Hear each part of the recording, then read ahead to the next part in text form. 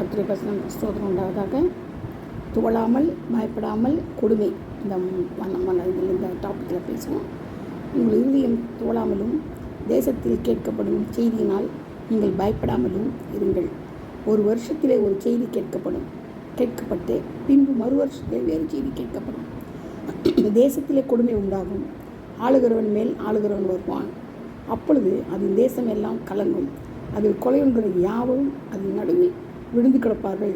எரேமியா 51:46-47 சொல்ல தீர்க்கதரிசனம் தான் இது.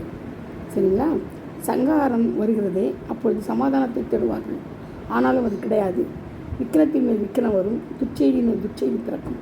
அப்பொழுது தரிசனத்தை தேடுவார்கள், ஆனாலும் ஆச்சாரியரிடத்தில் வேதமும் மூப்படத்தில் ஆலோசனை இராமல் ஒளிந்து போகும். ராஜா துக்கித்து கொண்டிருப்பான், பிரபுவை திகில் மூடிக்கொண்டிருக்கும். தேசத்து ஜனங்களின் கைகள் தளர்ந்து போகும். நான் அவர்கள் வழியறியின்படியே அவர்களுக்கு செய்து அவர்கள் நியாயங்களின்படியே அவர்களை நியாயம் தீர்ப்பேன். அப்பொழுது நான் கர்த்தர் என்று அறிந்து கொள்வார்கள் என்றார். எசேக்கியேல் 7:25-27. ஆமென். அல்லேலூயா.